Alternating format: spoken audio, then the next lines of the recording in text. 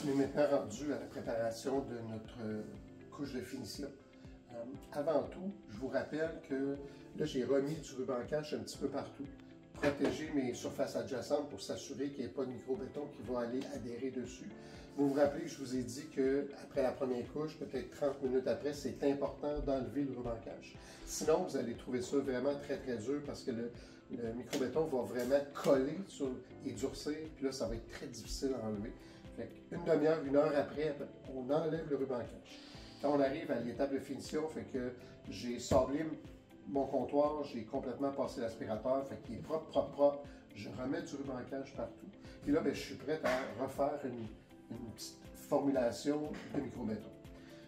Même chose que la dernière fois, on va travailler avec une balance. Ici, j'ai 12 pieds carrés. On se rappelle toujours du ratio 100 g de poudre pour 20 ml ou 20 g d'eau si on travaille à la balance. Fait que ça devient beaucoup plus facile de ce côté-là. Fait que 100 g, ça donne à peu près 1 pied carré. Ici, j'ai à peu près 12 pieds carrés. Fait que moi, je vais travailler à 15 pieds carrés, juste pour m'assurer que j'ai assez de matière. J'aime pas ça en manquer, fait que j'aime autant en faire un petit peu plus. Des fois, ça peut arriver qu'on échappe.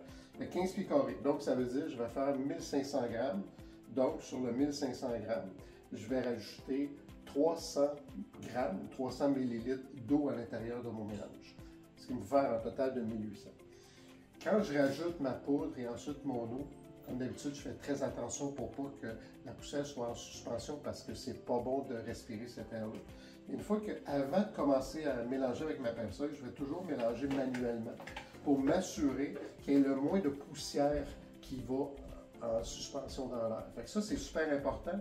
Une fois que la matière est presque toute humectée, là, je vais prendre ma perceuse, puis là, je vais faire un bon brassage pour avoir une texture très, très, très uniforme.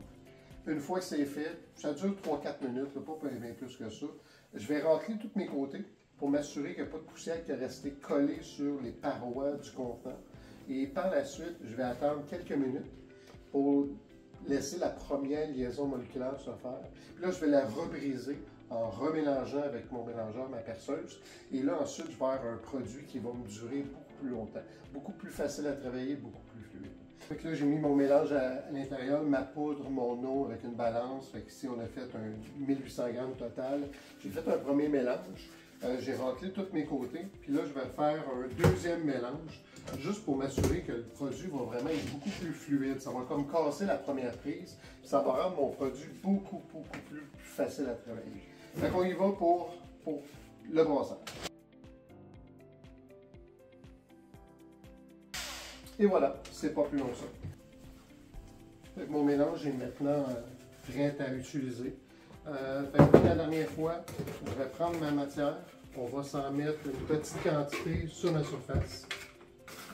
Puis avec la truelle flexible de Fintech, qui travaille vraiment bien, là je vais commencer à placer mon produit.